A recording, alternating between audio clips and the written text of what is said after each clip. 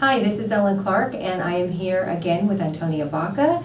She is an educator as well as has her own aesthetic skincare practice, and today I would like to talk to her about retailing, because that is the sore spot for so many solopreneurs and people trying to grow their spa business is this retail. So Antonia, thanks for being with us. Can you speak to me a little bit about maybe you have your products that you retail, some of the things that you have found to really work, maybe things that haven't worked, about your display. What is your process for retailing? Absolutely. And Ellen, I'd like to say that first off, I'm not a hard sell person. It's not my nature to just sell something to someone and just have a goal of having it be a number. I really have to understand what my client is looking for, and the importance of understanding ingredients has been an important part of my retail, because if I don't understand it, how can I expect my client to?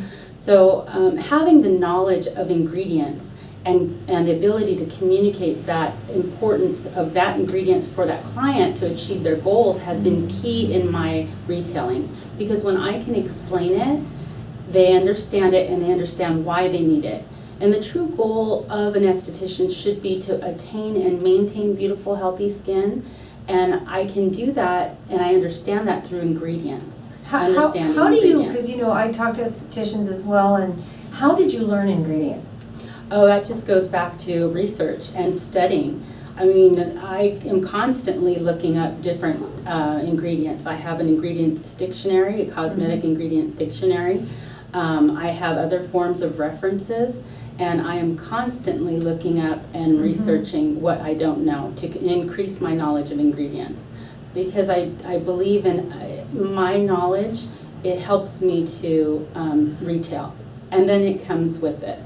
So that's great, and I do agree, knowledge is to be able to communicate how the products help the client's skin, because they get so confused nowadays. Absolutely. With ingredients. And what about, how do you display your products and encourage retailing on the shelf? I have a bookshelf in my treatment room, and I put in the different shelves all of the colors of the Control Corrective line.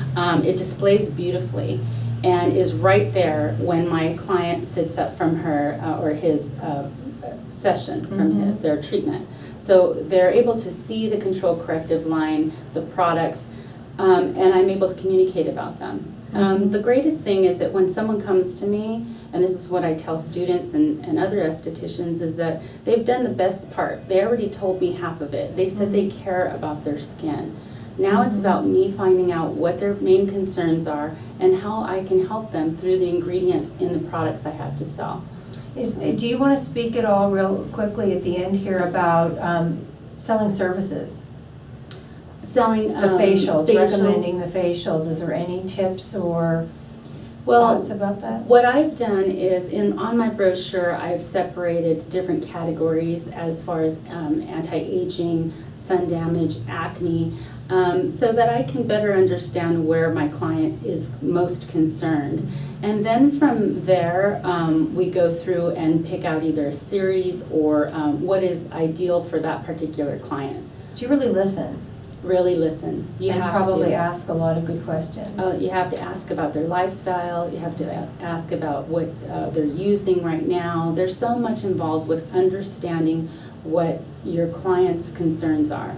What is your opinion about talking to them in the treatment room? Because that's sometimes controversial. You know, should you talk? Shouldn't you talk? What do you find? I let them lead on that, because there are people, and you have to learn to read people. You can tell when someone is on your table and wants to sleep and doesn't want to talk. And you can just have a feel for someone who feels like conversing. And sometimes people just want to get things off their chest, and it becomes a therapy session for them. My best advice is to listen. Really listen, because that's what people really are looking for when they're talking or about their lives or their jobs or whatever. To really be a good listener. Yeah, I always say as estheticians, we're not just estheticians, we're therapists, we're friends, we're the support team for our clients, and yeah, that's great. we build a relationship. So Mhm. that's how I like to run my business. So. Well, that's great advice, great advice. Thank you so much. I think those are really, really important tips and things to think about with retailing and building those relationships. So thank you very much. Thank you, Ellen.